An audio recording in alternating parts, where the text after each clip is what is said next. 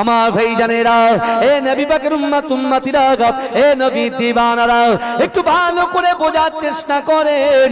বিশ্ব নবী রাসূলুল্লাহ সাল্লাল্লাহু আলাইহি ওয়াসাল্লাম ওই দুইজন সাহাবা হযরত আবু বকর সিদ্দিক রাদিয়াল্লাহু তাআলা আনহু, হযরত ওমর ফারুক রাদিয়াল্লাহু তাআলা আনহু, দুজনকে সঙ্গে করে নিয়ে আল্লাহ রাসূল টুক টুক টুক টুক করে এগিয়ে যায়। এ যুবকেরা, আল্লাহ রাসূল এগিয়ে যেতে যেতে আল্লাহ রাসূলের একজন আনসারী সাহাবার বাড়িতে হাজির হয়ে যায়। এ যুবকেরা, হে নবী পাকের উম্মত উম্মতিরা, আমরা যখন বাড়িতে থাকি, ওই বাড়িতে যদি মেহমান আসে, ওই মেহমান আসাটা হবে রাসূলুল্লাহর একটা সুন্নাত। এ যুবকেরা, যে বাড়িতে মেহমান আসে, যে বাড়িতে মেহমানদারি করা হয়, ওই বাড়িতে আল্লাহ রাসূলের একটা সুন্নাত জিন্দা হয়ে যায়। এ যুবকেরা, এ নবী পাকের উম্মত উম্মতিরা, একটু ভালো করে বোঝার চেষ্টা করেন। আল্লাহ রাসূল আনসারী সাহাবার বাড়িতে আল্লাহ রাসূল দুইজন সাহাবাকে হাতে করে নিয়ে আল্লাহ রাসূল যখন পৌঁছে গেলেন, ওই সময় বিশ্ব নবী রাসূলুল্লাহ সাল্লাল্লাহু আলাইহি ওয়াসাল্লামকে দেখে, আল্লাহ রাসূলের দুইজন জান্নাতি সাহাবাদেরকে দেখে, ওই আনসারী সাহাবার স্ত্রী পর্দা থেকে আল্লাহ পাকের কাছে শুকরিয়া আদায় করে বললেন, আলহামদুলিল্লাহ, সুবহানাল্লাহ, আল্লাহু আকবার, আলহামদুলিল্লাহ, সুবহানাল্লাহ, আল্লাহু আকবার বলে আমার আল্লাহ পাকের শুকরিয়া আদায় করতে শুরু করে দিলে। এই জোরে বলবেন না, ভালো করে বোঝে। বাড়িতে কে আসছে? আনসারী সাহাবা বাড়িতে নেই, একটু বাজারে গেছেন বাজার করতে। আমরা যেমন বাজারে যাই, বাজার করতে গেছেন। আর আনসারী সাহাবার স্ত্রী পর্দার ভিতর থেকে দেখছেন যে আমার বাড়িতে যিনি আসছেন, যাকে সৃষ্টি না করলে আল্লাহ কুল কায়নাত সৃষ্টি করতেন না, হাবিবে লবিবে তাবিব জনাবে মুহাম্মদুর রাসূলুল্লাহ সাল্লাল্লাহু আলাইহি ওয়াসাল্লাম সহ দুইজন জান্নাতি ফেরেশতা, দুইজন জান্নাতি সাহাবাদেরকে নিয়ে রাসূলুল্লাহ তার বাড়িতে মেহমান হিসাবে হাজির হয়েছে। আর আল্লাহ তাকে ওই দিনের জন্য মেজবান হিসাবে কবুল করেছেন। জোরে বলেন। আল্লাহ রাসূল গিয়ে ডান দিক বাদিক তাকাচ্ছে। আমার দয়ার নবী মুস্তাফা জানে রহমত ডান দিক বাদিক তাকাচ্ছে, তাকিয়ে দেখছেন আনসারী সাহাবাকে দেখতে পাচ্ছেন না। রাসূলুল্লাহ বলছেন, মা, আমার সাহাবা আনসারী সাহাবা কোথায়? বলছি, ইয়া রাসূলুল্লাহ, আমাদের জন্য কিছু খাবার কিনতে গেছে, খরিদ করতে গেছে। যদি বলে যে এই কথা বলেছে, আল্লাহ রাসূলের ওই সাহাবা খাবার নিয়ে যখন ফিরছেন, দেখছেন তার ঘরটা আলোয় আলোকিত হয়ে আছে। যদি হবে না, সুবহানাল্লাহ, আলোয় আলোকিত হয়ে গেছে। একজন যিনি গিয়েছেন, যাকে আল্লাহ সিদ্দিক উপাধি দিয়েছেন, জোরে বলুন। আর একজন গিয়েছেন, শয়তান তার দেখলে 10-12 দিন সেই রাস্তায় হাঁটতো না। জোরে বলেন। দুইজন সাহাবা গিয়েছে, ভালো করে বোঝেন। বিশ্বাস করে, শয়তান আমাদের সাথে বন্ধুত্ব করে ফেলেছে। শয়তান আমাদের সাথে বন্ধুত্ব করে ফেলেছে। আল্লাহ রাসূলের একজন সাহাবা, আল্লাহ রাসূল সাল্লাল্লাহু আলাইহি ওয়াসাল্লাম সাহাবাদেরকে বলেছিলেন, হে আমার সাহাবারা শোনো, পৃথিবীতে যত আমার উম্মত আছে, উম্মতি আছে, নারী এবং পুরুষ, সকলের কাছে একটা করে শয়তান আছে। এই শুনছেন?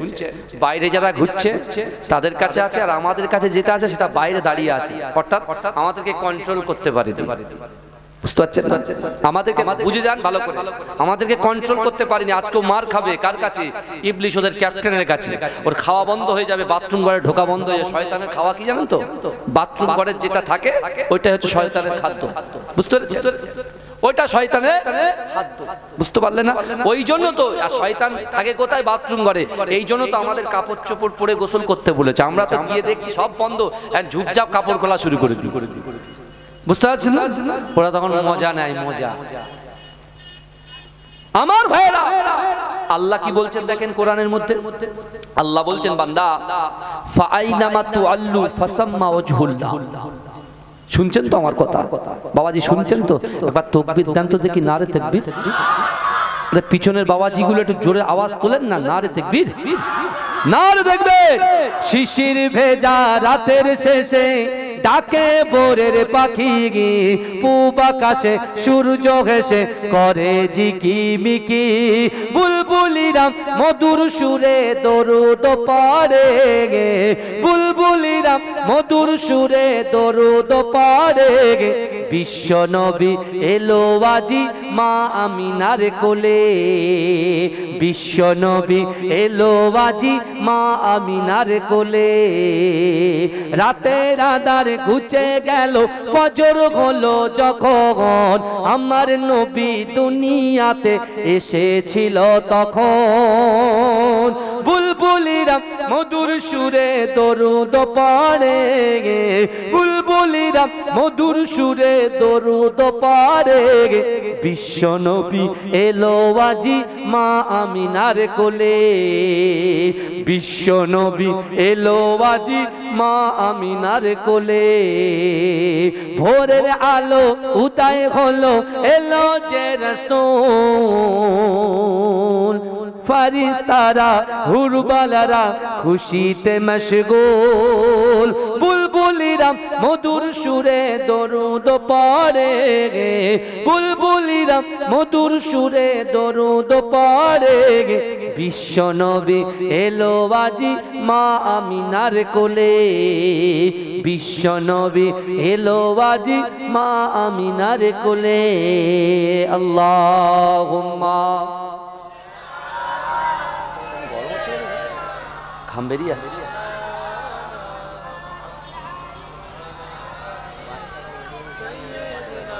সব হবে ঠান্ডা মাথায় বসতে হবে সব হয়ে যাবে ইনশাআল্লাহ আমার বাবাজিরা ভালো করে তাহলে আল্লাহ রাসূল সাল্লাল্লাহু আলাইহি ওয়াসাল্লাম দুইজন সাহাবাকে নিয়ে আনসারী সাহাবার বাড়িতে গেলেন তাই তো আর একটা কোরআনের আয়াত পড়েছি মানেটা পড়ে বলছি আল্লাহ রাসূল সাল্লাল্লাহু আলাইহি ওয়াসাল্লাম যখন বসে আছেন দুইজন সাহাবাকে সঙ্গে করে নিয়ে বিশ্বনবী রাসূল সাল্লাল্লাহু আলাইহি ওয়াসাল্লাম ওই সাহাবা আস্তে আস্তে বাজার করে ঢুকছেন ঢুকে দেখছেন যে তার ঘরটা আলোয় আলোকিত হয়ে আছে আর বিশ্বনবী রাসূলুল্লাহ সহ দুইজন জান্নাতি সাহাবা তার বাড়িতে মেহমান আর আল্লাহ তাদেরকে মেজবান হিসেবে কবুল করেছে সে আল্লাহ শুকরিয়া আদায় করে বলছেন আলহামদুলিল্লাহ সুবহানাল্লাহ আল্লাহু আকবার জোরে বলে আল্লাহ রাসূল সাল্লাল্লাহু আলাইহি ওয়াসাল্লামের কাছে এসে সে একটা ছুরি বার করেছে কি বার করেছে এই জোরে বলেন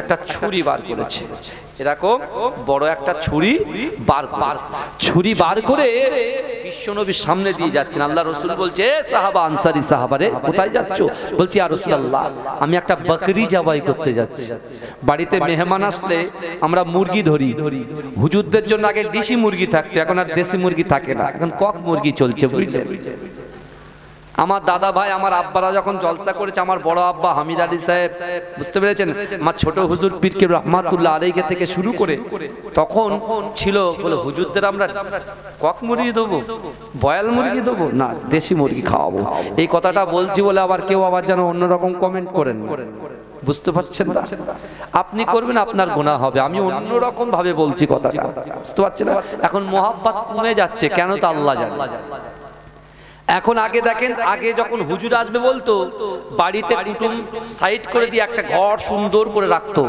আতর ফাতর দিয়ে রাখতো সুন্দর চাদর বিছিয়ে রাখতো আর এখন বলছে হুজুর আসলে ওই মসজিদের একটা কোনায় শুইয়ে রাখবি যা হ্যাঁ এখন তো বেশি দেখছো ভাই মসজিদে শুতে হচ্ছে তো গিয়ে দেখছি মসজিদে খাবার জানে হুজুর একটু গলা ঠান্ডা ফান্ডা লেগে গেলে মুশকিল বুঝতে পারে তার জন্য গরম দেয় বলে হুজুর একবারে বউ গরম করে দিয়েছে খেতে আন খান না তো আপনি হোটেলে খেয়ে না আছে এরকম জায়গা আছে সত্যি আছে কিন্তু বিশ্বাস করুন ভালো করে বুঝবেন আমি যে আজকে যে হাদিসটা আপনাদের কাছে তুলে ধরছি এটা ভালো করে বুঝবেন কেন আল্লাহ রাসূলের সঙ্গে দুজন জান্নাতি সাহাবা আর রাসূলুল্লাহ নিজে আনসারী সাহাবার বাড়িতে গিয়ে ও যখন এমন করে ছুরি নিয়ে বলছেন বকরি জবাই করতে যাচ্ছি আল্লাহ রাসূলকে আমার আল্লাহ পাক ওমা আরসালনাকা ইল্লা রাহমাতাল লিল আলামিন করে দুনিয়ার জমিনে প্রেরণ করেছেন কেন কারণ হচ্ছে আল্লাহ রাসূল বলছে বাবা সাহাবা দুধওয়ালি বকরি তুমি জবাই করবে না জোরে বলেন কেন বলেন তো? দুধওয়ালি বকরি জবাই করতে নিষেধ করেছেন। অনেকে দুধ বিক্রি করে, তাই না? দুধ বিক্রি করে আল্লাহটা রুজি দেয়, সেই রুজি দিয়ে সে সংসার চালায়, আছে না? গরুর দুধ বিক্রি করে, হ্যাঁ, বকরির দুধ বিক্রি করে। আমাদের ওখানে আমার খড়িবাড়ির বাড়ির পাশে আগে বকরির দুধ বিক্রি করতো, এখন তারা ছাগল টাগল পোষে না, এখন মডার্ন হয়ে গেছে, বুঝতে পারছেন না? এখন মুরগিও কেউ পুষতে চায় না, বুঝতে পেরেছেন? আগে মুরগি পুষতে হলে, হুজুর আপনি তো বললেন দেশি মুরগি খাবে, তা মুরগি পুষবো কি? বৌমা তো রাগ করছে, হবে না। কিন্তু আমার বাবাজির, আমি সে কথা বলছি না, আল্লাহ রসুলের চরিত্রটা দেখেন। আল্লাহ রসুল কি ভাবছেন দেখেন তার সাহাবার দিকে। বলছে, বাবা সাহাবা শোনো, দুধওয়ালি বকরি তুমি জবাই করবে না, যে কোনো একটা ছোট্ট বকরি হলেই হবে, ছোটতে খুশি। আলহামদুলিল্লাহ বলে। বিশ্ব নবী রাসূল সাল্লাল্লাহু আলাইহি ওয়াসাল্লামের এই সাহাবা একটা বকরি জবাই করলেন, করে ভুনা করলেন, এবং তৎকালীন যুগে মদিনাতে সুন্দর সুন্দর খেজুর আল্লাহ রসুলের কাছে থালে ঠিক সাজিয়ে রাসূলুল্লাহ সাহাবাদের সামনে বসিয়ে দিলেন। জোরে বলুন। এখন বাড়িতে মেহমান আসলে স্বামী রয়েছে কোথায়? স্বামী রয়েছে ঘটকপুকুর বাজারে। 6খানা মেহমান চলে এসেছে একটার সময়, বেলা 1টার সময়। শুনছেন তো বাবাজি? 1টার সময় ফোন করেছে, বলে দেখো 6 জন যাচ্ছে, বলে হোটেলে খাও, বাড়ি আসলে তোমার খবর আছে। হোটেলে খাওয়া, বাড়ি আসলে খবর আছে, কারণ রান্না করা যাবে না, অত সহজ নয়। এখন কিন্তু বর্তমানে এরকম সিচুয়েশন হয়ে গেছে, কিন্তু আল্লাহর রাসূলের বাড়িতে একটা খেজুর ছিল, একটা, মাত্র একটা।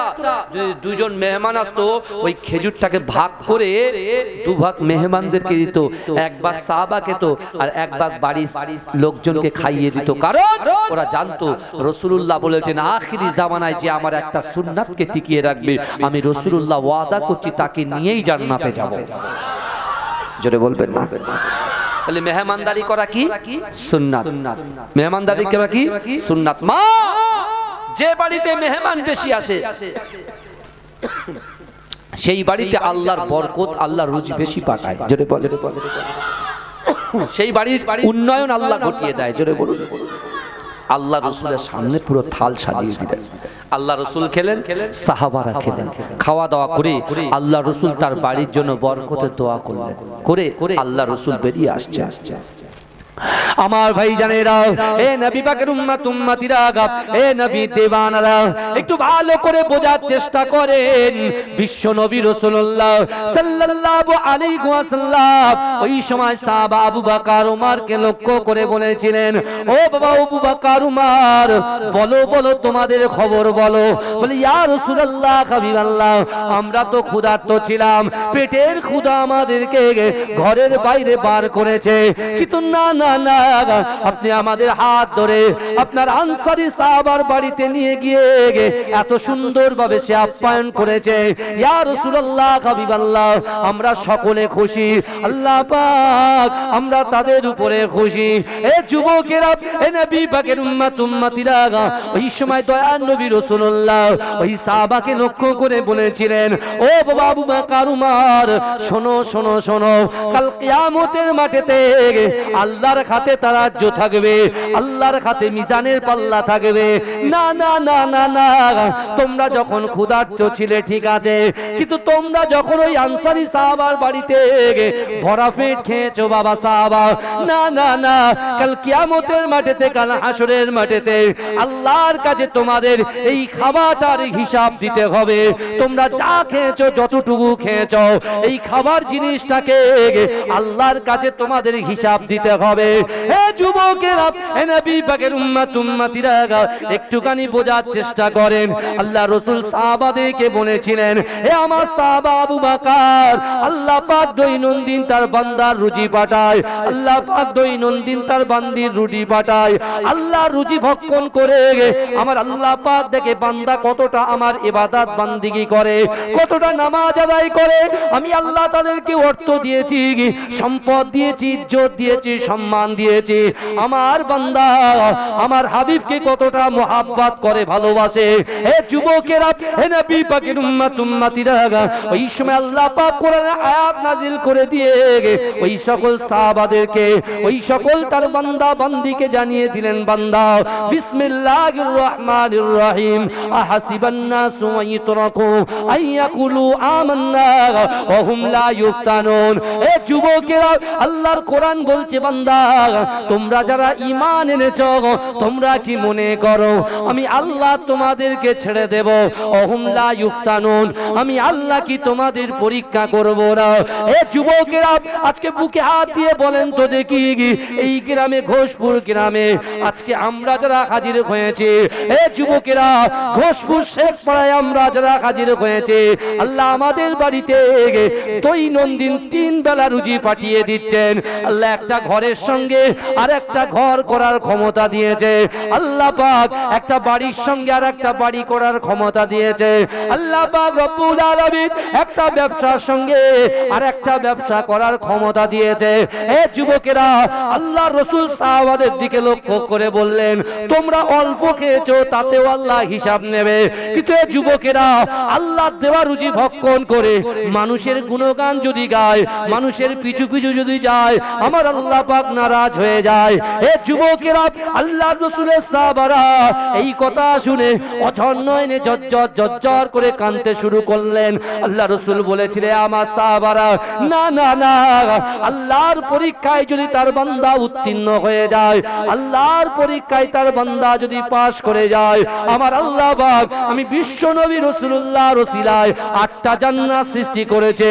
ওই 8টা জান্নাতের ভিতরে সবচাইতে বড় জান্নাত জান্নাতুল ফেরদাউসটাও আমার আল্লাহ পাক আমার উম্মতিদের আমলে লিখে দেবে।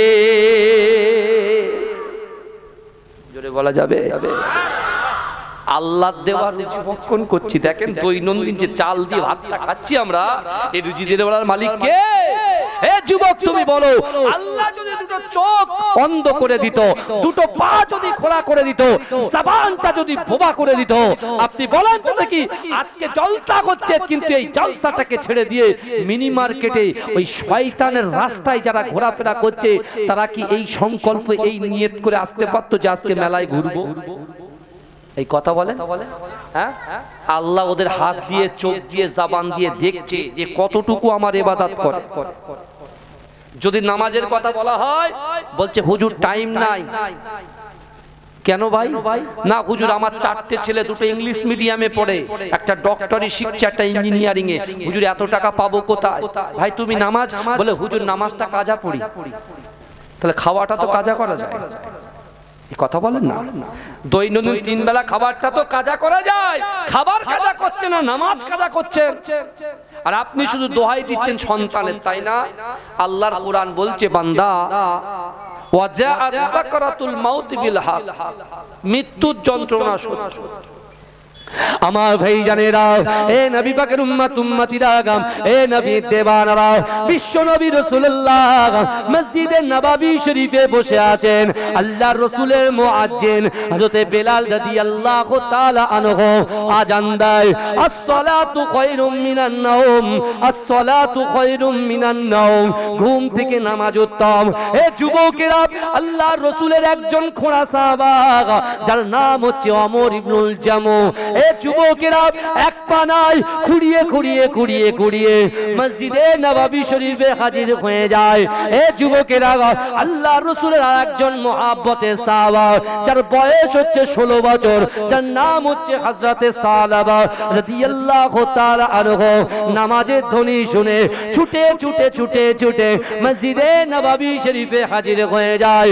এ যুবকেরা, আল্লাহর রাসূলের আরেকজন সাহাবা 18 বছর বয়স, যার নাম হচ্ছে হযরতে তালহা রাদিয়াল্লাহু তাআলা আনহু, ছুটে ছুটে ছুটে ছুটে মসজিদে নববী শরীফে আল্লাহর রাসূলের পিছনে নামাজের জন্য তৈরি হয়ে যায়। কিন্তু এই যুবকেরা আজকে বর্তমান যুব সন্ধি করে মুয়াজ্জিনের আজান আমাদের কানে পৌঁছে যায়, আমরা ব্যবসা বাণিজ্য চালিয়ে যাই, মুয়াজ্জিনের আজান শুনতে পাই, কিন্তু না না না, ফজরে কম্বল মুড়ে দিয়ে শুয়ে থাকি, একটা বারের জন্য মসজিদে আসার চেষ্টা করি না। না। কিন্তু এই যুবকেরা আপনাকে যদি বলা হয় কেন তুমি ফজরের নামাজে গেলে না, বলছে না না না, সকালে আমার অফিস আছে, সকালে আমার স্কুল আছে, সকালে আমার মাঠে যেতে হবে। যদি এমন করে ভোরের বেলার ঘুমটা যদি না হয়, তাহলে আমরা মাঠে গিয়ে কাজ করতে পারবো না, স্কুলে ঠিকঠাক পৌঁছাতে পারবো না, ব্যবসা বাণিজ্যে পৌঁছাতে পারবো না। কিন্তু এই যুবকেরা আল্লাহর রাসূল সাল্লাল্লাহু আলাইহি ওয়াসাল্লাম মসজিদে নববী শরীফে সাহাবাদের দিকে তাকিয়ে আল্লাহর রাসূল অজান নয়নে জজ্জর জজ্জর করে কাঁদছেন। এই যুবকেরা, এ নবী পাকের উম্মতিরা, আল্লাহর রাসূল সাহাবাদেরকে বললেন, এ আমার সাহাবারা, আল্লাহর কোরআন নাজিল হয়েছে, আল্লাহর কোরআন বলছে আলহাকুমুত তাকাসুর হাত্তা যুরতুমুল মাকাবির কাল্লা সাউফা তা'লামুনা সুম্মা কাল্লা সাউফা তা'লামুন। এ যুবকেরা, আল্লাহর রাসূল সাহাবাদেরকে বললেন, প্রাচুর্যের লোক, ধন সম্পত্তির লোক মানুষকে কবর থেকে ভুলিয়ে রাখে। এ যুবকেরা, আল্লাহর রাসূল ওই সময় চিৎকার দিয়ে সাহাবাদেরকে বলেছিলেন, এ আমার সাহাবারা, আমি রাসূলুল্লাহ তোমাদেরকে জানিয়ে দিলাম, মানুষ যখন মৃত্যুবরণ করবে, মানুষ যখন ইন্তেকাল হয়ে যাবে, তাকে খাটিয়ায় শোয়ানো হবে। কিন্তু আমার সাহাবারা, আমি রাসূলুল্লাহ তোমাদেরকে জানিয়ে দিলাম, এই কবর পর্যন্ত তোমাদের সঙ্গে তিনটে জিনিস যাবে। এ যুবকেরা, ভাইয়েরা, বোনেরা, আপনার পীরের আওলাদ বলে দিয়ে গেলাম, না না না, আমিও মারা যাব, আপনি ইন্তেকাল করবেন, আমার বাপ চলে গেছে, আমার মা বেঁচে আছে, আপনার মা চলে গেছে, বাপ বেঁচে আছে। কিন্তু না না না, যখন তারা ইন্তেকাল করেছে, এ যুবকেরা, ভাইয়েরা, বোনেরা, একটু ভালো করে বোঝার চেষ্টা করেন। আল্লাহ রাসূল বলছে, আমার সাহাবারা, না না না, মৃত্যুবরণ যখন যে করবে, তিনটে জিনিস তার সঙ্গে, অর্থাৎ তার কবর পর্যন্ত তিনটে জিনিস যাবে। এই কটা জিনিস যাবে? জোরে বলেন। তিনটে জিনিস। এবারে দেখেন, আমরা এক্সকিউজ দিই সব কাজে, সব কাজে আমরা এক্সকিউজ দিই, বুঝতে পারছেন না? সব কাজে আমরা কি বলি বলেন তো? হুজুর টাইম নাই, ব্যবসা আছে, বাণিজ্য আছে, হ্যাঁ এ আছে সে আছে, সব কাজে বলি কি বলি না? কথা বলেন ভাইজান, সব রকম বলি না? এবার কখনো আমরা পরিবারের অজুহাত দেখাই। আমার দুইজন খুব মহব্বতের মানুষ আমার সামনে বসে আছে, বুঝলেন, তাদের মুখটা দেখছে আমার মনটা ভরে যাচ্ছে, বুঝতে পারছেন? আলহামদুলিল্লাহ আলহামদুলিল্লাহ আলহামদুলিল্লাহ। কারণ আমি 2018 সালে সেই সকল ভাইদের নিয়ে জিকিরের মজলিস করেছি, বুঝতে পেরেছেন? অনেকটা পরিণত, তারাও পরিণত, আমিও একটু পরিণত, বুঝতে পেরেছেন? যাই হোক, ভালো করে তাহলে কবর পর্যন্ত যাবে, কবরের ভিতর পর্যন্ত যাবে না, কবর পর্যন্ত যাবে। ভালো করে শুনবেন। ইজা মাতাল ইনসানু ইনকাতা আনহু আমালুহু ইল্লা মিন সালাসাতিন ইল্লা মিন সাদাকাতিন জারিয়াতিন আও ইলমিন ইয়ানতাফাউ বিহি আও ওয়ালাদিন সালিহিন ইয়াদউ লাহু। এটা রাসূলুল্লাহর হাদিস। এটা তো আমরা তিনটে জিনিস বেঁচে থাকাকালীন যদি করতে পারি কবরে যাবে, কবরে যাবে সেগুলো। আর এটা কবর, আমি যে তিনটের কথা বলছি এটা কবর পর্যন্ত যাবে, ভিতরে যাবে না। বোঝা যাচ্ছে তো নাকি? কবর পর্যন্ত যাবে। আমার ভাই জানেরা, এ নবী পাকের উম্মতিরা, এ নবী দেওয়ানারা, বিশ্ব নবী রাসূলুল্লাহ ওই সময় সাহাবাদেরকে বলে দিলেন, এ আমার সাহাবারা, একমাত্র প্রথম জিনিসটা যেটা তোমাদের সামনে, তোমাদের সঙ্গে কবর পর্যন্ত যাবে, এ আমার সাহাবারা, আমি রাসূলুল্লাহ তোমাদেরকে জানিয়ে দিলাম, তোমরা যখন লাশ হয়ে যাবে, তোমাদের কাফন দাফন হয়ে যাবে, ওই কাফন দাফন হবার পরে কাঠের গাড়ি কিংবা স্টিলের গাড়িতে তোমাদের চড়ানো হবে। ওই স্টিলের গাড়িতে, ওই কাঠের গাড়ির পিছন পিছন তোমার সন্তান যাবে, তোমার পড়োশি যাবে, তোমার বন্ধু যাবে, তোমার শ্বশুরি কুল যাবে, শাশুড়ি কুল যাবে। এ যুবকেরা, তোমার বাচ্চা বাচ্চা ছেলেগুলো লা ইলাহা ইল্লাল্লাহ মুহাম্মাদুর রাসূলুল্লাহ, লা ইলাহা ইল্লাল্লাহ মুহাম্মাদুর রাসূলুল্লাহ, আশহাদু আল্লা ইলাহা ইল্লাল্লাহু ওয়াহদাহু লা শারীকা লাহু ওয়া নাশহাদু আন্না মুহাম্মাদান আবদুহু ওয়া রাসূলুহু বলে যাবে। এ যুবকেরা, ওই কবর পর্যন্ত সর্বপ্রথম তোমার আহলে পরিবার যাবে। এ যুবকেরা, একটু ভালো করে বোঝার চেষ্টা করেন। আল্লাহ রাসূল জজ্জর করে কাঁদে। আল্লাহ রাসূল সাহাবাদেরকে বলতে লাগে, এ আমার সাহাবারা, না না না, যে দুনিয়ায় সঞ্চয় করেছো, যে দুনিয়ায় তুমি ওটা বসা করেছো, যে দুনিয়ায় তুমি ব্যবসা করেছো, বাণিজ্য করেছো, চাষাবাদ করেছো, চাকরি করেছো, ডক্টরি করেছো, ব্যারিস্টারগিরি করেছো, এ আমার সাহাবারা, একটু ভালো করে বোঝার চেষ্টা করো। আল্লাহ যে রুজি তোমাদেরকে দিয়েছে, সেই রুজি দিয়ে যে সম্পত্তি তোমরা করেছো, যে ব্যবসা তোমরা করেছো, দাঁড় করিয়েছো, আর সেই ব্যবসা দিয়ে গচ্ছিত সম্পদ যেগুলো কিনেছো, এ আমার সাহাবারা, তোমাদের কবর পর্যন্ত ওই খাটিয়ার পিছন পিছন তোমাদের মাল সম্পত্তিগুলো কবর পর্যন্ত যাবে। এই শুনছেন তো? প্রথম যাবে সন্তান, খাটিয়াত কেউ ধরতে পারবে? এত ভিড়ের ঠেলায় নিজের বাপের লাশ মোবারকের খাটিয়াটা ধরার সুযোগ অনেকেরই হয়। আমি তো চামড়া চোখে দেখেছি। এই শুনছেন, 2010 সালে আমার দাদা ভাই শাহ সুফি পীর আবুল মারেফ মাহমুদ বাখতিয়ারি ইন্তেকাল করেছেন। বিশ্বাস করেন, ওই খাটিয়াতে আমরা পর্যন্ত ধরার চান্স পাচ্ছিলাম না। 30 লক্ষ মানুষ একসঙ্গে জানাজা নামাজ পড়তে যাচ্ছে। আমরা তার পরিবারের ছেলে, তার বাড়ির ছেলে, তার ঘরের ছেলে, কিন্তু তার কলবি সন্তানগুলো তাকে এতটাই মহব্বত করেছিল, ভালোবেসেছিল, এত আবেগ তাদের ভিতরে ছিল, আমাদেরকে ঠেলে পর্যন্ত দিয়ে খাটিয়া ধরেছে। এই শুনছে, খাটিয়া ধরেছে, চান্স পাইনি। এমন তো অবস্থায় হয়েছে, আমার আব্বা জানাজা নামাজ পড়িয়েছেন। পীর এ কে এম হায়দার আলী হুজুর রহমাতুল্লাহ আলাইহি 4 বছর আগে ইন্তেকাল করেছে। এখানে প্রচুর জলসা করেছে। সব আমার ছোট হুজুর পীর কেবলা আমার আব্বা জানকে এতটাই ভালোবাসতেন। আমার আব্বার নাম হচ্ছে হায়দার আলী, আর আমার আব্বাকে ডাকতো হায়দারি। এই শুনছেন, হায়দারি বলে ডাকতেন, হায়দারি বলে রাখতেন। এবং আমার আব্বার হাতের লেখা ইংলিশ, বাংলা, ইংরাজি এত সুন্দর ছিল, ছোট হুজুর পীর কেবলা খুব পছন্দ করত। আগে জলসা হতো, ওপেন ক্যামেরাই বলছি, আগে জলসা হতো, ছোট হুজুর পীর কেবলা রহমাতুল্লাহ আলাইহি 3টে 4টে করে জলসা করতেন। তাহলে দিনের দাওয়াত পৌঁছাতে হবে তো, তখন তো অবস্থা খুব খারাপ ছিল সেই সময়। হ্যাঁ, আমার আব্বার কাছে এরকম লিস্ট ধরিয়ে দিত, ধরে বলছে, হায়দারি তুমি লিস্ট করো, এই বক্তা 8টা থেকে 9:30, এই বক্তা, আগে বক্তা তো কত বহু বক্তা আসতো। আর এখানকার এলাকার বক্তার নামগুলো বলি শোনেন। মৌলানা আব্দুল গালিব সাহেব, মৌলানা আব্দুল জলিল সাহেব, মৌলানা আব্দুল খালেক সাহেব, চাচাজান হুজুর রহমাতুল্লাহ আলাইহি, কথা বলেন না, আর ছিল না? মৌলানা আব্দুল জব্বার সাহেব, আরো সব বড় বড় ওলামারা এদিক থেকে আসতেন, এই নাবাল থেকে আসতেন, নামগুলো ভুলে যাচ্ছে। আমাদের বাড়িতে শুয়ে থাকতেন, ওই দিকে যখন আমার মনে আছে, আমি যখন ছোট ছিলাম, বুঝতে পেরেছেন?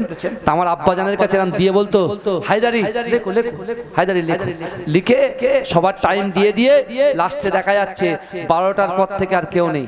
আমার আব্বা জানকে আমার ছোট হুজুর পীর কেবলা রহমাতুল্লাহ বলছে, হায়দারি যতক্ষণ আমি না আসবো ততক্ষণ তুমি চালাও। জোরে বলবেন না? আমার আব্বা জান বলতেন, জলসা হয়ে যাবে, হুজুর আবার সাথে করে দিয়ে আবার রাজারহাটের দিকে নামিয়ে দেবে। জোরে বলে, কতটা মহব্বত করতেন বলেন তো। এইসব কথাগুলো যদি আমরা না তৈরি হতাম, আপনাদের কান পর্যন্ত আসতো না। তো কিছু কিছু কথা তো বলতে হয়, বলতে হয় কি হয় না, কথা বলেন না আমার ভাই। মহব্বত, ভালোবাসা কাকে বলে? মহব্বত দিল থেকে হয়, মুখ থেকে হয় না, এটা মাথায় রাখবে। আর মহব্বত যেটা হয় আল্লাহর তরফ থেকে হয়, কোন মানুষকে খুশি করার জন্য মহব্বত হয় না, আল্লাহ আল্লাহর রাসূলকে খুশি করার জন্যই মহব্বতটা হয়। জোরে বলে। তাই তো মুজাদ্দিদ জামান দাদা হুজুর পীর কেবলা তার স্বপ্নের মাদ্রাসা, এই পশ্চিম বাংলার জমিনে যখন কোনো মাদ্রাসা ছিল না, ফুরফুরা ফাতিহা টাইটেল মাদ্রাসার ভিত যখন স্থাপন করলেন, যখন তিনি মাদ্রাসা তৈরি করলেন, ওই মাদ্রাসার দায়িত্বটা মাঝরাটি হুজুর পীর আব্বাজান আহমদ আলী হামিদ শাহ জালালী রাহমাতুল্লাহ হাতে তুলে দিয়েছিলেন। জোরে বলে। হুজুরের কথায় 18 বছর তিনি খেদমত করেছেন, আর 22 বছর মুজাদ্দিদ জামান দাদা হুজুর দরবারে ছিলেন। বুঝতে পেরেছেন? চিন্তা করে আমার ভাইয়েরা, বাবাজিরা, আজকে মুহাব্বত কাকে রাসূলুল্লাহ সাহাবাদেরকে মুহাব্বত করে বলছেন, কারণ ইহদিনাস সিরাতাল মুস্তাকিমের রাস্তাটা হচ্ছে সঠিক রাস্তা। আর আমরা এই যে মিনি মার্কেটে ঘুরছি, আমরা নামাজ পড়ছি না, আমরা মোবাইল নিয়ে ফেসবুক করছি, হোয়াটসঅ্যাপ করছি, ইনস্টাগ্রাম এ আছি, নানান রকম জায়গায় আমরা টাইম দিচ্ছি। আপনি 5 ওয়াক্ত নামাজ আদায় করে ঠিকঠাক ভাবে করেন না? ভাই বড় লোক হওয়া তো কোনো ক্ষতি নয়। আচ্ছা বড় লোক হওয়া তো কোনো অপরাধ নয়। বড় লোক হওয়া অপরাধ? আপনি বলেন তো দেখি। বড় লোক হওয়া অপরাধ? বড় লোক হওয়া কোনো অপরাধ নয়, কিন্তু বড় লোক হওয়ার পরে যদি আপনি ইহদিনা সিরাতাল মুস্তাকিম টাকার গরমে, অর্থের গরমে যদি লাইনচ্যুত হয়ে কুপথের দিশা অবলম্বন করো, সেটাই হচ্ছে বড় অপরাধ। কি বুঝলে? অনেকে বলছে হুজুর আমাদের নামে। আরে ভাই তোমাদের নামে কেউ কিছু বলে না। আমার আল্লাহর কাছে কে বড় লোক কে গরিব লোক কিছু মানে না। আল্লাহ কল্প দেখে, অন্তর দেখে, যে বান্দা কতটুকু আমি আল্লাহকে ভয় করে, আমার হাবিবকে কতটুকু মহব্বত করে, যে শরিয়াত আমি আমার হাবিব প্রচার করেছে সেই শরিয়াতটা কতটা মান্যতা দেয়। বুঝতে পেরেছেন? হযরত উসমান গনি রাদিয়াল্লাহু তাআলা আনহুকে সামনে রেখে আল্লাহ রাসূল বলেছিল, বাবা উসমান তুমি কি জানো বড় লোকদের 500 বছর আগে, বড় লোকদের যারা ধনী শ্রেণীর মানুষদের 500 বছর আগে গরিবরা জান্নাতে চলে যাবে। এই জোরে বলা যাবে? হযরত উসমান গনি রাদিয়াল্লাহু তাআলা আনহুকে আল্লাহ ধনী করেছিলেন, এই কথা বলেন না? আল্লাহ রাসূল বুঝিয়েও দিলেন, আমার দয়ার নবী বুঝিয়ে দিলেন। বলছে বাবা উসমান তুমি আজকে কি খাওয়া দাওয়া করেছো? বলে ইয়া রাসূলুল্লাহ ভুনা, সকালে ভুনা, মিডিলে ভুনা, রাতেও ভুনা। একজন সাহাবাকে ডাকলে, সাহাবা শোনো কি খেয়েছো? বলে ইয়া রাসূলুল্লাহ 3 দিন ক্ষুধার্ত অবস্থায় আছি। তাহলে 3 দিন যে ক্ষুধার্ত, আল্লাহ তো তার হিসাব নেবে না? নেবে কি?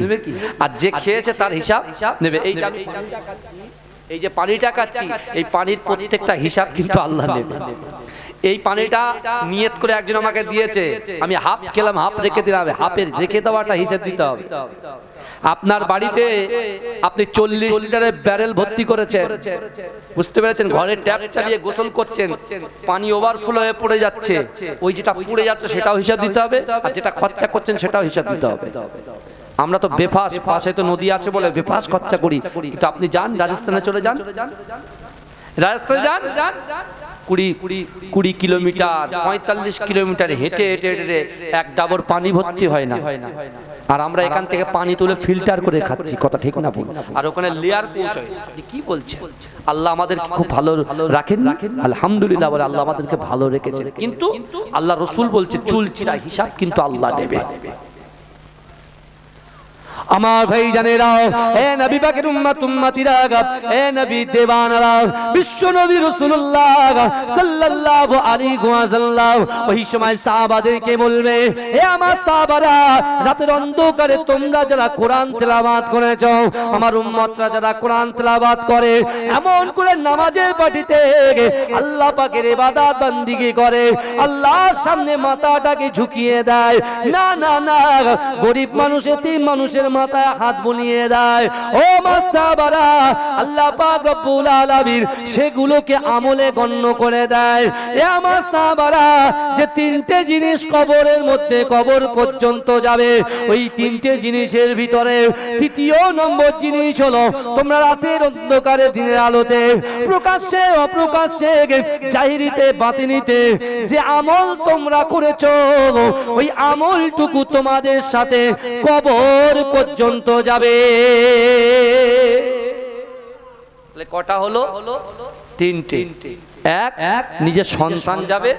2, ধন দৌলত যা ক্রয় করেছি আমরা ব্যবসা বাণিজ্য করে, যেটাকে সঞ্চয় করে গচ্ছিত মাল হিসেবে যেগুলো করেছি, সম্পদগুলো, ওইগুলো পিছু পিছু যাবে কবর পর্যন্ত। আর দ্বিতীয়, যে দান খায়রাত করেছেন, এই যে জান্নাতের বাগানে বসেছেন, হাই তুলছেন, হাই যখন তুলছে আমরা বলছি আল্লাহ, এটা কি বলা যাবে? হাই তুলে আল্লাহ বলা যায়? কথা হ্যাঁ, আস্তাগফিরুল্লাহ পড়তে হয়। কি পড়তে হয়? আস্তাগফিরুল্লাহ। আর যখন হাঁচি দেয় তখন কি? আলহামদুলিল্লাহ বলতে হয়। এটাও ঠিক নেই। তাল তেতুল। বাসে করে যাচ্ছি ভাইজান, বিশ্বাস করেন, আপনার মনে মনে ভাববেন না যে শুধু 4 চাকা চড়ি, আমি ট্রেনেও যাই, বাসও চড়ি, বিশ্বাস করেন এখনো চড়ি, আলহামদুলিল্লাহ আমি চড়ি, বুঝতে পেরেছেন? বাসে করেও যাই, ট্রেনে করেও যাই, অটো করেও যাই, ইঞ্জিন ভ্যানও যাই, আপনার কি বলে টোটো গাড়িও চড়ি, আলহামদুলিল্লাহ। কেউ কিন্তু দেখতে পায় না, আমি সবার দেখতে পাই, সবার দেখতে পাই, কিন্তু আমার কেউ খুঁজে পায় না। বিশ্বাস করুন, আমার কেউ খুঁজে পায় না। আজকে যে ছেলেটা আমার পাশে জলসা শুনছে, তার পাশে আমি আগামী কাল দাঁড়াবো, যদি ধরে দিতে পারে আমি কি বলেছি, আমার দেখতে পাই না কেউ, আমি সব দেখি। বিশ্বাস করুন, এমন এমন জায়গায় ঘুরি, আমি সব দেখি, কিন্তু আমাকে কেউ খুঁজে পায় না। আপনি বলেন, কালকে আমি বলে দেবো এই রাস্তায় কি হচ্ছে না হচ্ছে, বিশ্বাস করেন বলে দেবো। আপনি চলুন ট্রেনে করে কি হচ্ছে না হচ্ছে সব বলবো। ট্রেন থেকে নেমে আপনি বলুন কি হচ্ছে না হচ্ছে সব বলবো, কিন্তু আমাকেও বুঝতে পারতে কে রাখি, বুঝতে পেরেছেন? যখন মুখটা খুলে, যেই মুখটাকে কাপড় টাপড়গুলো পড়ে যায়, লাগছে যে আবার মুখটা ঢেকে, ওখান থেকে একদম সেকেন্ডের মধ্যে আউট, কোথায় চলে যাবো কেউ খুঁজে পাবে না, বুঝতে পেরেছেন?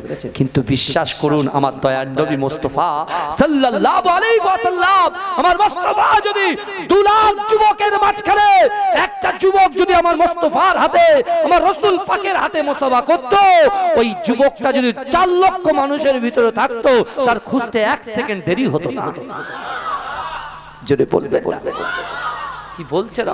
আল্লাহর রাসূল যদি লাখ লাখ যুবকদের মাঝখানে একটা যুবকের মাথায় হাত বুলিয়ে দিত, ওই তার মাথা থেকে যে মিশকে আম্বারের খুশবু বারতো, যদি লক্ষ লক্ষ মানুষের ভিতরে হারিয়ে যেত, ওই যুবকটাকে খুঁজতে 2 মিনিটও সময় লাগতো না। জোরে বলে, কারণ সে যে রাস্তা দিয়ে হেঁটে যেত, ওই রাস্তায় রাসূলুল্লাহ ওই হাতের মিশকে আম্বারের খুশবু বারতো। জোরে বলে, সেই মুস্তাফা জানে রহমত এগুলো বলছেন যে 3টে জিনিস কবর পর্যন্ত যাবে।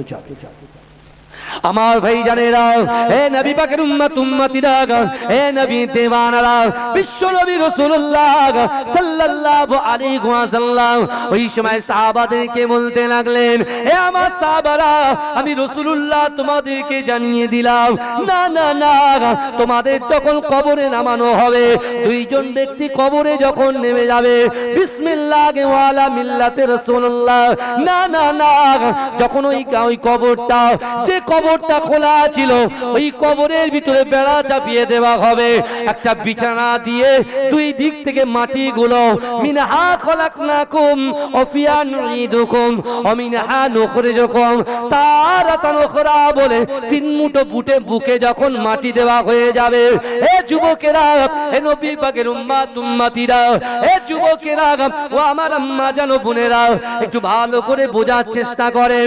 আল্লাহ রাসূল সাহাবাদেরকে বললেন, হে আমার সাহাবারা, না না, মাটি যখন দেওয়া হয়ে যাবে, সর্বপ্রথমে তোমার সন্তানগুলো আস্তে আস্তে তোমাকে ফেলে বাড়িতে চলে যাবে। ওই সন্তানের পিছু পিছু তোমার যে সম্পত্তি ছিল, অর্থ ছিল, তোমার যে গচ্ছিত সম্পদ ছিল, যেটা কবর পর্যন্ত গিয়েছিল, ওই কবর থেকে তোমার সন্তানের পিছু পিছু পিছু পিছু চলে আসবে।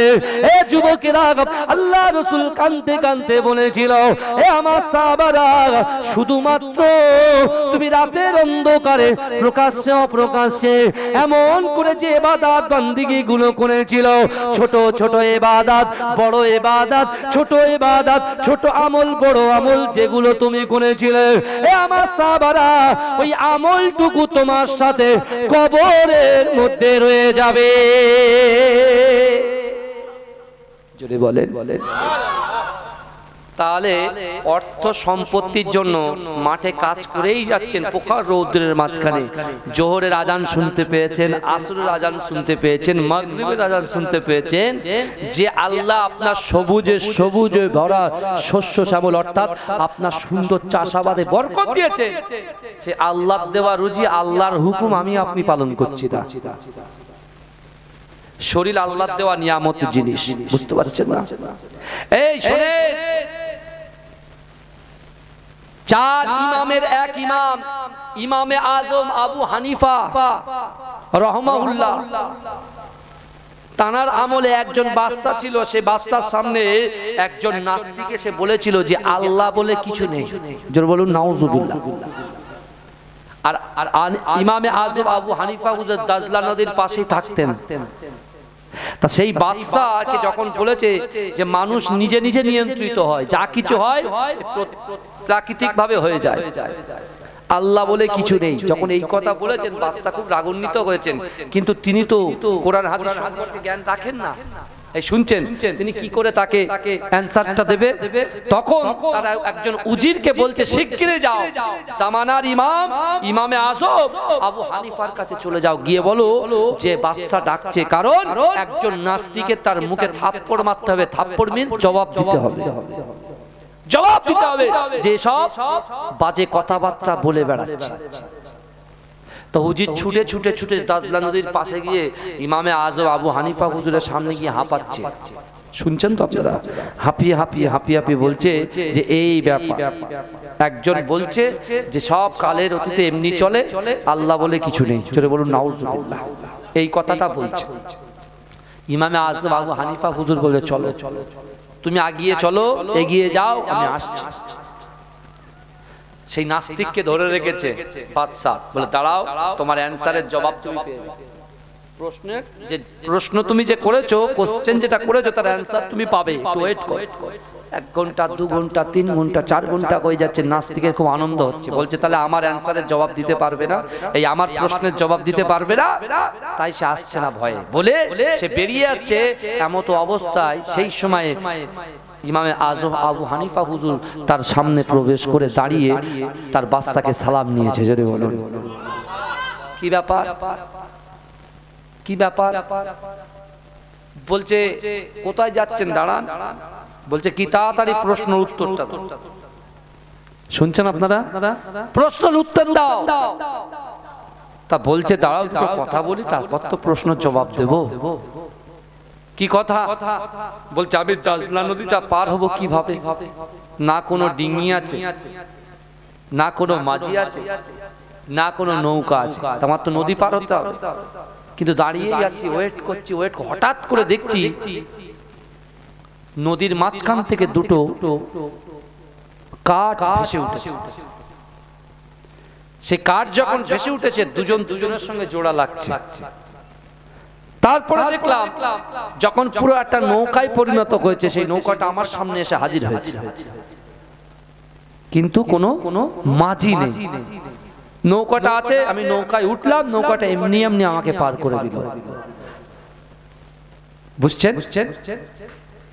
বলছেন কে বলছেন? ইমামে আযম আবু হানিফা হুজুর।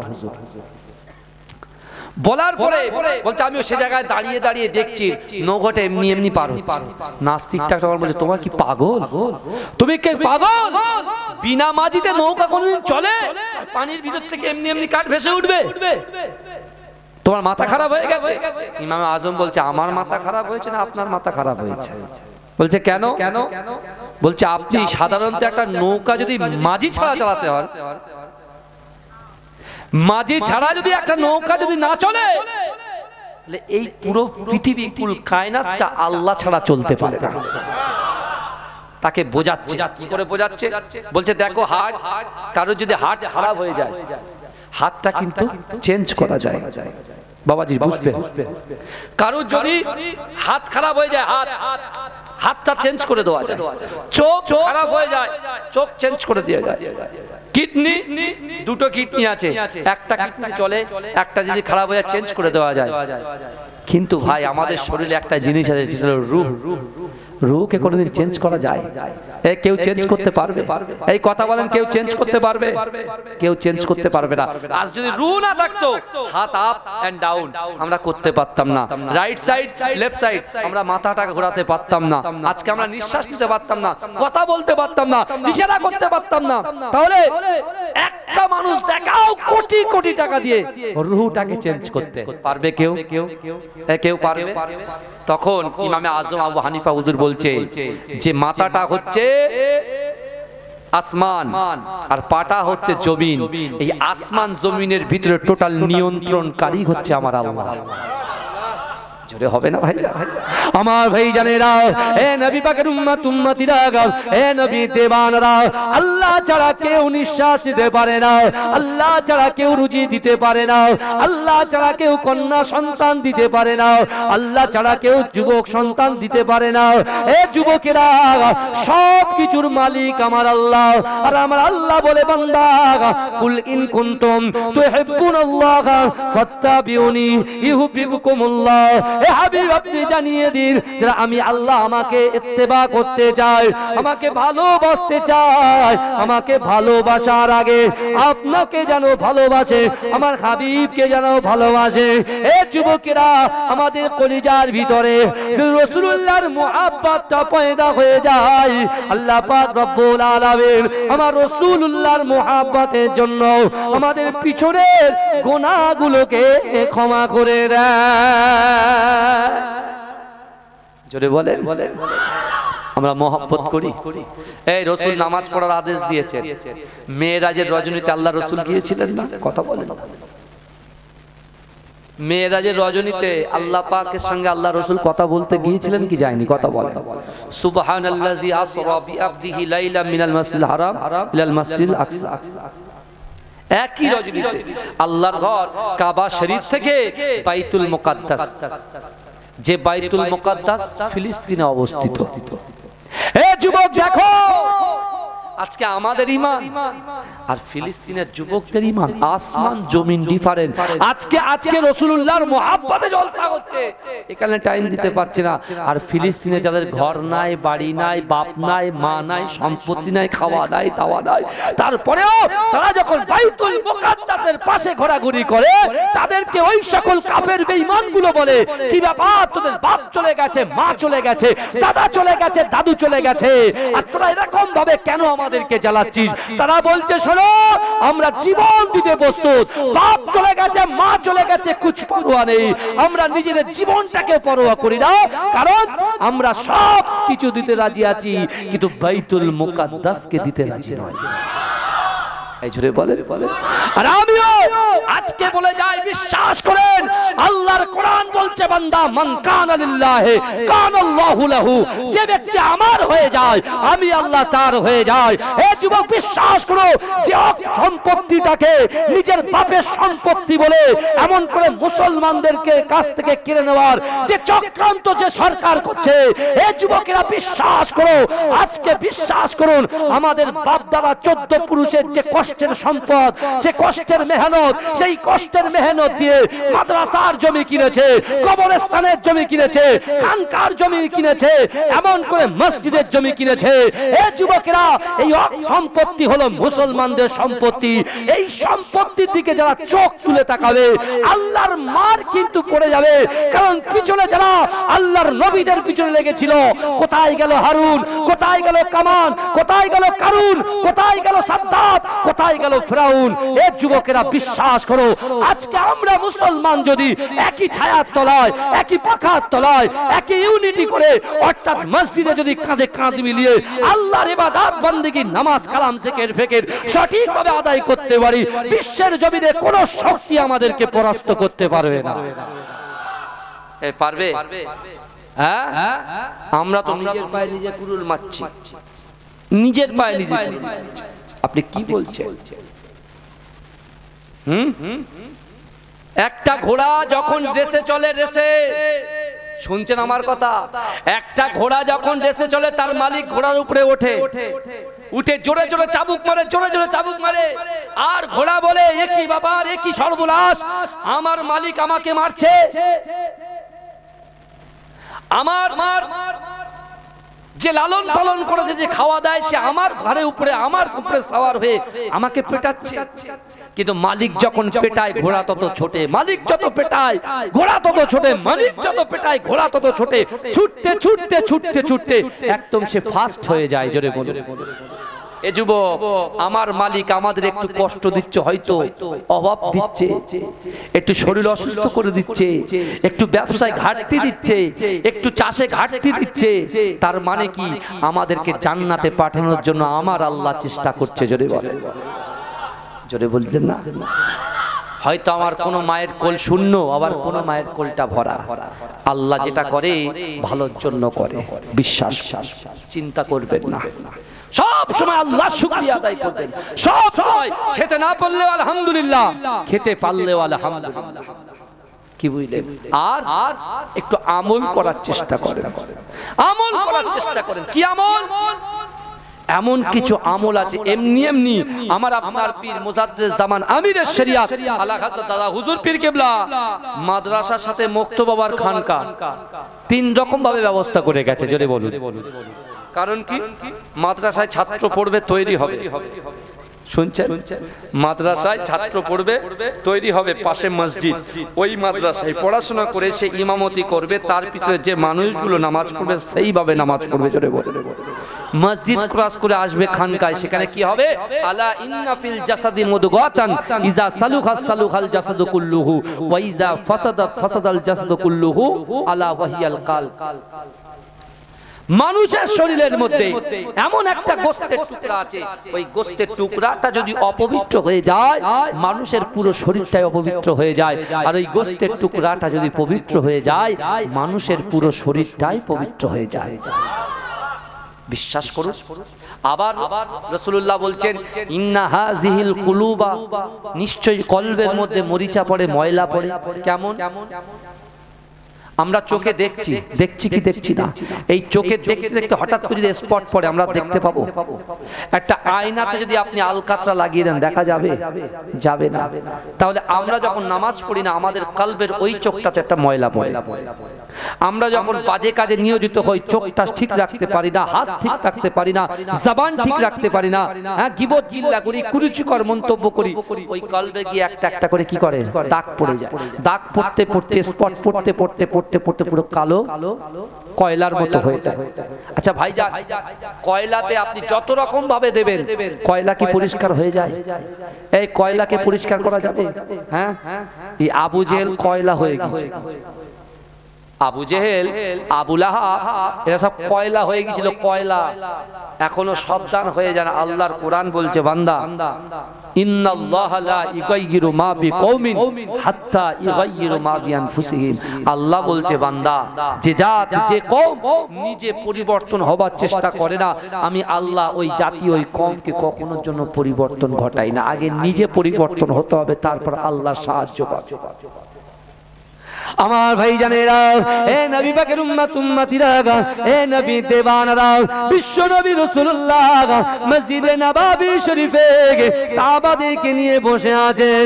এ যুবকেরা, আল্লাহ রাসূলের মুহাব্বতে সাহাবা হযরত আবু বকর সিদ্দিক বসে আছে, আল্লাহ রাসূলের মুহাব্বতে সাহাবা হযরত আবু যার গফারি রাদিয়াল্লাহু তাআলা আনহু বসে আছেন, আল্লাহ রাসূলের মুহাব্বতে সাহাবা হযরত আবু সাঈদ খুদরি রাদিয়াল্লাহু তাআলা আনহু বসে আছে, আল্লাহ রাসূলের মুহাব্বতে সাহাবা হযরত সালমান ফারসি রাদিয়াল্লাহু তাআলা আনহু বসে আছেন। এ যুবকেরা, আল্লাহ রাসূল সাল্লাল্লাহু আলাইহি ওয়াসাল্লাম সাহাবাদেরকে নিয়ে আলোচনা করে। হঠাৎ করে বিশ্ব নবী রাসূলুল্লাহর কাছে আল্লাহ পাকের ফেরেশতা হযরত জিবরাইল আলাইহিস সালাতু ওয়াস সালাম এসে আল্লাহ রাসূলকে সালাম দিলেন। আসসালামু আলাইকা ইয়া রাসূলুল্লাহ, আসসালামু আলাইকা ইয়া হাবিবাল্লাহ। হে যুবকেরা, হে নবী পাকের উম্মত উম্মতিরা, আল্লাহ রাসূলকে সালাম দিয়ে ওই সময় জিবরাইল বললেন, ইয়া রাসূলুল্লাহ, হাবিবাল্লাহ, না না না না না না, পুরো মক্কার জমিনটা, পুরো মক্কার জমিনটা এমন করে সকলে ঘিরে ফেলেছে, চারিদিক দিয়ে আপনাকে হত্যা করার জন্য, আপনার সাহাবাদের পিছনে, আপনার সাহাবাদেরকে শেষ করে দেওয়ার জন্য কাফের বেঈমান বেদীনরা এমন করে খ্রিস্টান থেকে শুরু করে, এমন করে নাসারা থেকে শুরু করে, এমন করে ইহুদি থেকে শুরু করে সকলে এক গাঁট মিলে আপনাকে মারার যে চক্রান্ত শুরু হয়ে গিয়েছে। ইয়া রাসূলুল্লাহ, আল্লাহ আপনাকে সাবধানতা অবলম্বন করতে বলেছে। এ যুবকেরা, আল্লাহ রাসূল দুহাত তুলেছে। ওই সময় বিশ্ব নবী যখন দুহাত তুলেছে, জিবরাইল বলেছে ইয়া রাসূলুল্লাহ হাবিবাল্লাহ, না না না, আপনি হাত তুলবেন না, আপনি এখন আল্লাহর কাছে দোয়া চাইবেন না, প্রথমে আপনি প্রতিহত করার চেষ্টা করেন, আর আপনি যদি প্রতিহত করতে না পারেন, আল্লাহ বলেছে বান্দা যে আমার হয়ে যায় আমি আল্লাহ তার হয়ে যায়, আর সে যখন অপারগ হয়ে যায় আমি আল্লাহ পাক তার কাজ নিজেই করে দিই। জোরে বলেন না, চিৎকার দিয়ে বলা যাবে না সুবহানাল্লাহ। দরুদ শরীফ পড়েন আল্লাহ।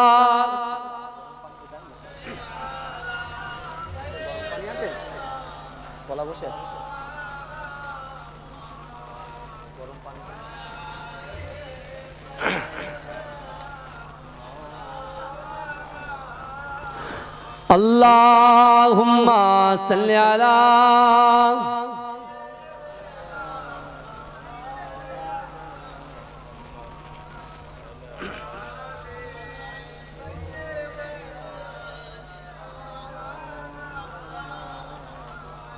আল্লাহুম্মা সাল্লি আলা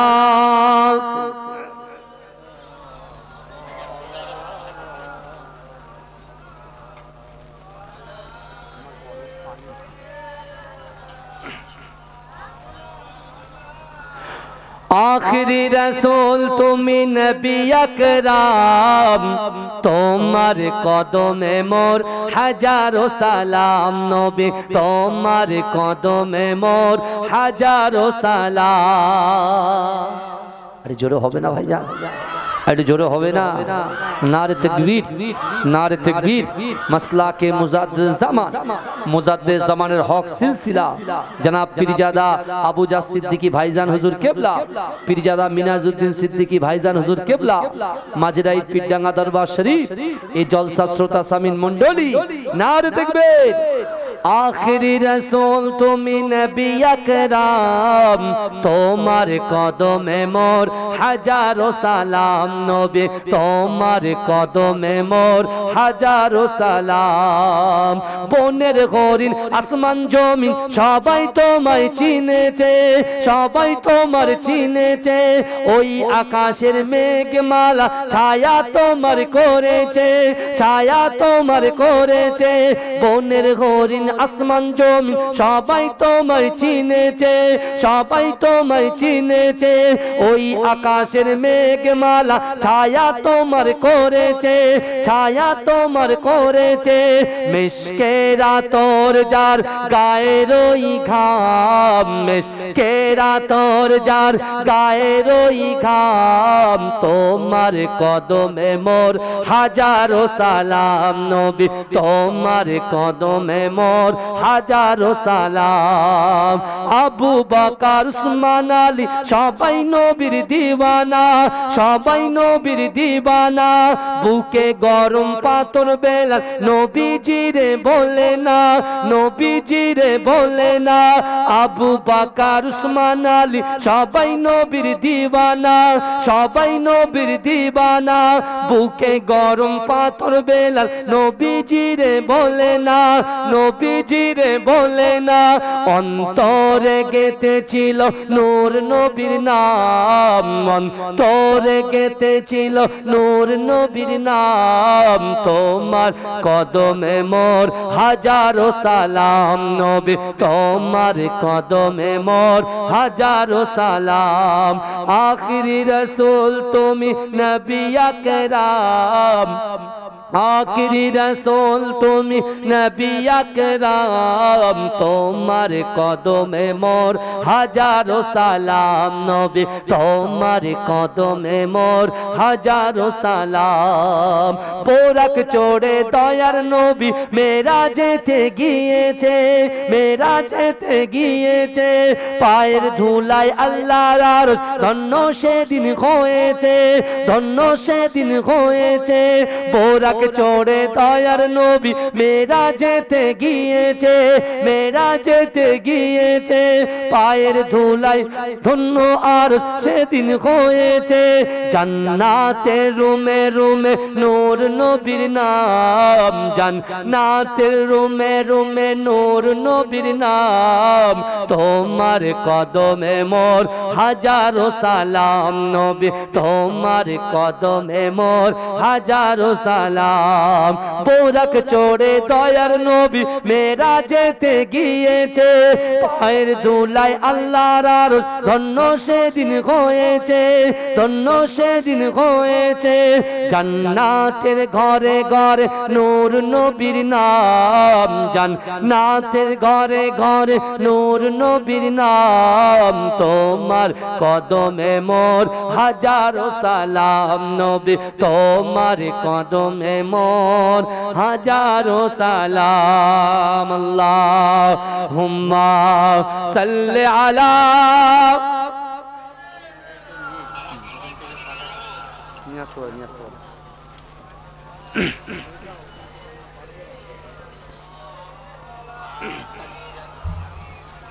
আমার ভাইজানেরা, এ নবী পাকের উম্মত উম্মতিরা, এ নবী দেওয়ানারা, বিশ্ব নবী রাসূলুল্লাহ সাল্লাল্লাহু আলাইহি ওয়াসাল্লাম ওই সময় আবু বকর সিদ্দিককে লক্ষ্য করে বলেছিলেন, ও বাবা আবু বকর, কেন কেন এই সময়ে তোমরা কেন ঘরের বাইরে? এ যুবকেরা একটু ভালো করে বোঝার চেষ্টা করেন। আমার দয়ার নবী যখন এই কথা জিজ্ঞাসা করলেন, হযরত আবু বকর সিদ্দিক রাদিয়াল্লাহু তাআলা আল্লাহ রাসূলুল্লাহ দিকে তাকিয়ে চোখটা চল চল চল চল করে। এ যুবকেরা বিশ্ব নবী রাসূলুল্লাহকে বললেন, ইয়া রাসূলুল্লাহ হাবিবাল্লাহ, আমি আবু বকর এবং ওমরকে আমার ঘর থেকে পেটের ক্ষুধা বার করে দিয়েছে। ভালো করে বোঝে আল্লাহ রাসূল ওদের দুজনকে বাইরে দেখতে পেয়ে আল্লাহ রাসূল জিজ্ঞাসা করলেন, তোমরা এখানে কেন? এখানে কেন? বলছি ইয়া রাসূলুল্লাহ, পেটের ক্ষুধা আজকে বাড়ি থেকে আমাদের ঘরের বাইরে বার করেছেন। বোঝা যাচ্ছে তো আমার কথা? হ্যাঁ, আল্লাহ বলেছেন আমি পরীক্ষা করব, এবং আল্লাহ বলেছে বান্দা আমি চুল চিরা হিসাব নেব। যারা মিনি মার্কেটে ঘুরে বেড়াচ্ছে, যারা আজকের দিনে যাদের সুযোগ আছে, আজকের দিনে যাদের বসার সময় আছে, তারা যারা ঘরের বাইরে আছে, অর্থাৎ এই জান্নাতের বাগানের বাইরে আছে, আল্লাহ কিন্তু তাদের দিকে দেখছেন কি দেখছেন না? কথা বলেন বাবাজি।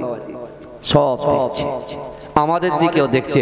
আচ্ছা, আজকে আল্লাহ পাক আমাদের দিকে দেখছেন, আল্লাহ খুশি হচ্ছেন না বেজার হচ্ছেন? হ্যাঁ, আল্লাহ খুশি হচ্ছেন। আল্লাহ তো আমাদের দিকে দেখছেন, আবার আল্লাহর কিছু স্পেশাল ফোর্স, আল্লাহর কিছু স্পেশাল ফেরেশতা আছে। ওই ফেরেশতাগুলো যখন আমরা এই জলসা শেষ হয়ে বাড়িতে চলে যাব, এই ফেরেশতাগুলো আল্লাহর কাছে চলে যাবে। আল্লাহ জিজ্ঞাসা করবে, ফেরেশতা আমার বান্দা বান্দীদের কেমন অবস্থায় দেখে এসেছো? ফেরেশতারা বলবে, আল্লাহ আপনি তো সব জানেন, ইন্নাল্লাহা আলিমুন খবীর, সব খবর তো আপনি জানেন আল্লাহ। আল্লাহ বলছে কেন? আমি তোমাদের কাছ থেকে শুনবো, আর আমি আল্লাহর মনটা, আমি আল্লাহ খুশি হয়ে যাবো। জোরে বলবে, এই জোরে বলবেন না? শুধু তাই নয়, এই জান্নাতের বাগানে যারা বসে আছে, আল্লাহ পাকের অগণিত ফেরেশতারা আমাদের মাথার উপরে তাদের ডানাটা বিছিয়ে ছামা করে রেখেছে। জোরে বলবেন। আর কি? এখানে যতক্ষণ বসে থাকবেন, আমি রাকিবুল আজিজ বখতিয়ারি যে কটা কোরআনের আয়াত তেলাওয়াত করব, আমার আগের ভাই যে কটা কোরআনের আয়াত তেলাওয়াত করেছেন, আমার পরে আমার পীর সাহেব ভাইজান হুজুর কেবলাগঞ্জের কটা কোরআনের আয়াত তেলাওয়াত করবে। আলিফ হরফুন, বা হরফুন, তা হরফুন, প্রত্যেকটা হরফে হরফে 10টা করে নেকি নিয়ে আপনার বাড়িতে যাবেন। জোরে বলেন, জোরে বলবেন না? আর কি উপকার হবে? আজকে এই গ্রামে আমার সামনে পিছনে ডান দিকে বাদিকে যত কবরবাসীরা কবরে শুয়ে আছেন, ওই কবরবাসীর বাড়ির থেকে কবরবাসীর বাড়ির নাতি নাতনি পুতিরা যারা এই জান্নাতের বাগানে বসবে, বিশ্বাস করুন এই জান্নাতে আসন গ্রহণ করার সাথে সাথে আল্লাহ ওই কবরে অটোমেটিক অটোমেটিক অটোমেটিক সব পৌঁছে দেয়। জোরে বলুন। আমরা বুঝি না, তাই মিনি মার্কেটে ঘোরাফেরা। কিন্তু আল্লাহর কাছে হিসেব দিতে হবে কি হবে না? হ্যাঁ, ভালো করে বুঝবেন যে কথাগুলো বলছি। রাসূলুল্লাহ ঘর থেকে বার হলেন এমন একটা টাইমে, যে টাইমে সদাচার আমরা ঘর থেকে বার হই না। সেই টাইমে রাসূল যখন বার হয়ে গেলেন, বিশ্বনবী রাসূল সাল্লাল্লাহু আলাইহি ওয়াসাল্লাম দেখতে পাচ্ছেন, তাই দুইজন জলিল কদর সাহাবা, অর্থাৎ রাসূলুল্লাহ দুইজন জান্নাতি সাহাবা। এই শুনছেন 10 জন জান্নাতি সাহাবা দুনিয়ায় সার্টিফিকেট পেয়েছে না? তার মধ্যে দুজন হযরত আবু বকর সিদ্দিক আর হযরত ওমর ফারুক রাদিয়াল্লাহু তাআলা আনহু, এই দুইজন সাহাবা মসজিদে নববীর চৌকাঠে বসে আছে। আল্লাহ রাসূল জিজ্ঞাসা করলেন, এই সময় তোমরা এখানে? বলছি, ইয়া রাসূলুল্লাহ, পেটের ক্ষুধা আমাদের ঘর থেকে বার করে দিয়েছে। আল্লাহ রাসূলের চোখটা ছলছল করছেন, রাসূলুল্লাহর চোখে পানি। আল্লাহ রাসূল সাহাবাদের দিকে লক্ষ্য করে বললেন, বাবা আবু বকর, বাবা উমর, আমি রাসূলুল্লাহ সাল্লাল্লাহু আলাইহি ওয়াসাল্লাম, আমারও পেটের ক্ষুধা আজকে ঘর থেকে বাইরে বার করে এনেছে। নারে তাকবীর, নারে তাকবীর। আমার প্রাণ প্রিয় ভাইজান হুজুর কেবলা, আমার প্রাণ প্রিয় পীরজাদা আবু জার সিদ্দিকী ভাইজান হুজুর কেবলা, নারে তাকবীর, নারে তাকবীর। আমার টাটকা হাজী সাহেব ভাইজান হুজুর কেবলা, নারে তাকবীর, নারে তাকবীর। মাশাআল্লাহ, এই বছর হজে যাচ্ছেন ভাইজান, বুঝতে পেরেছেন? দোয়া করুন। যাই হোক, যে কথা বলছিলাম, ভাইজান ঢুকে গেছে, যে কথা বলছিলাম, সে কারণে অসুবিধা হচ্ছে না তো?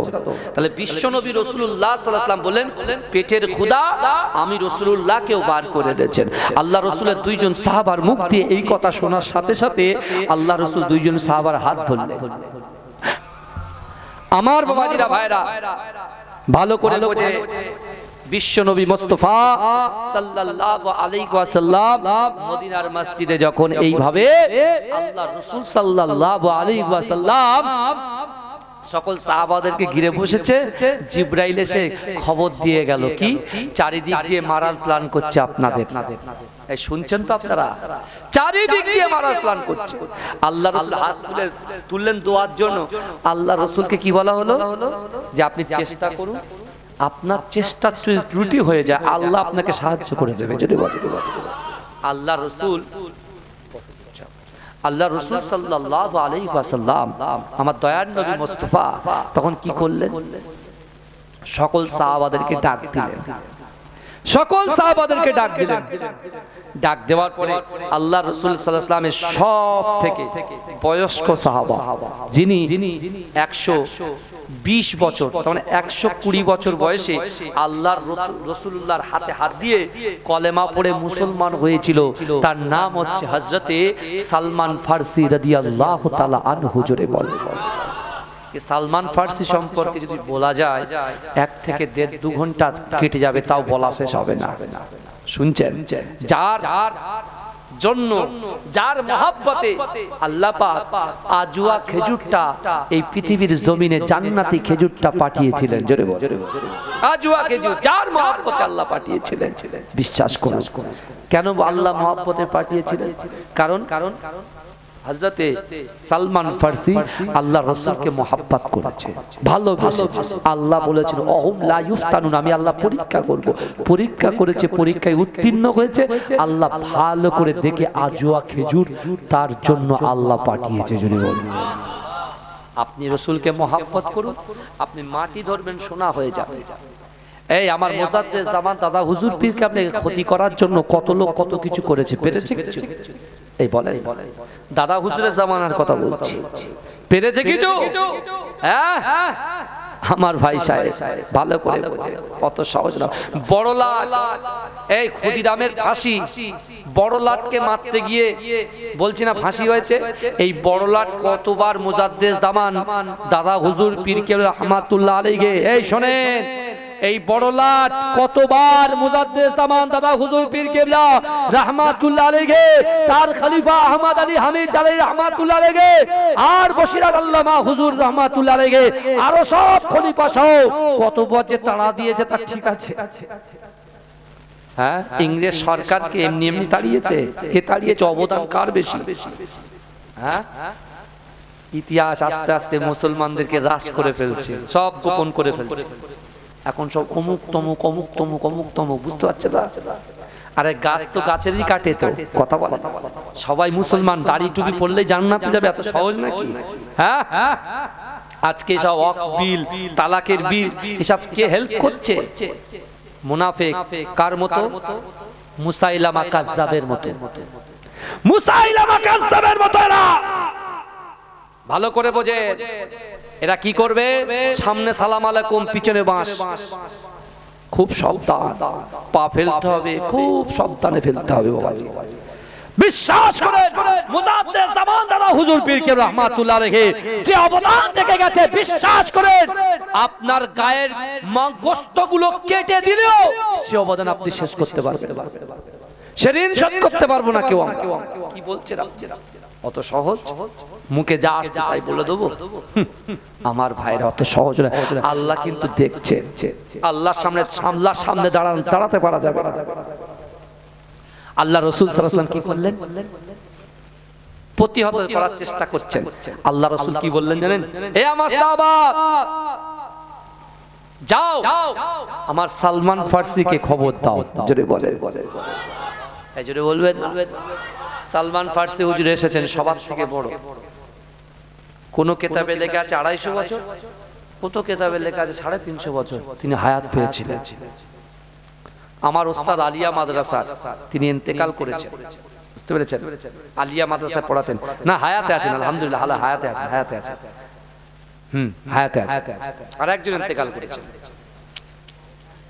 তা আমি জিজ্ঞাসা করেছিলাম যে হুজুর সালমান ফার্সির বয়সটা, তা হুজুর বলেছিলেন 350 বছর।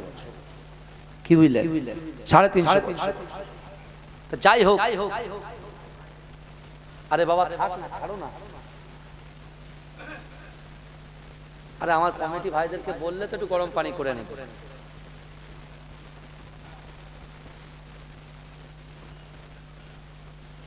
আমার বাবাজিরা, ভাইরা, যে কথা আমি আপনাদেরকে বলছিলাম, বিশ্ব নবী রাসূল সাল্লাল্লাহু আলাইহি ওয়াসাল্লাম সাহাবা, প্রাণ প্রিয় সাহাবা হযরতে সালমান ফার্সি রাদিয়াল্লাহু তাআলা আনহু হুজুর রাসূলুল্লাহর কাছে এসেছেন, হাজির হয়েছেন। শুনছেন? হাজির হওয়ার পরে বিশ্ব নবী বলছেন, সালমান এই ব্যাপার আমার কাছে খবর চলে এসেছে। সালমান ফার্সি রাদিয়াল্লাহু তাআলা আনহু বলছেন, ইয়া রাসূলুল্লাহ, মদিনায় চারিদিকে পাহাড়। এই শুনছেন? মদিনায় চারিদিকে পাহাড়, একদিকে খালি। যারা দুশমন, যারা আমাদেরকে আক্রমণ করবে, তারা তো মদিনায় প্রবেশ করে তারপর আক্রমণ করবে। এই কথা বলে। আচ্ছা ভাই, আমরা নিচে আছি আর উপর থেকে যদি আমাদেরকে মারে, আমরা কি ক্ষতি? আমরা বেশি হব। আর যদি আমরা উপরে থাকি, নিচে যদি তাদেরকে প্রতিহত করি, তাহলে ক্ষতি কারা হবে? ওরা হবে।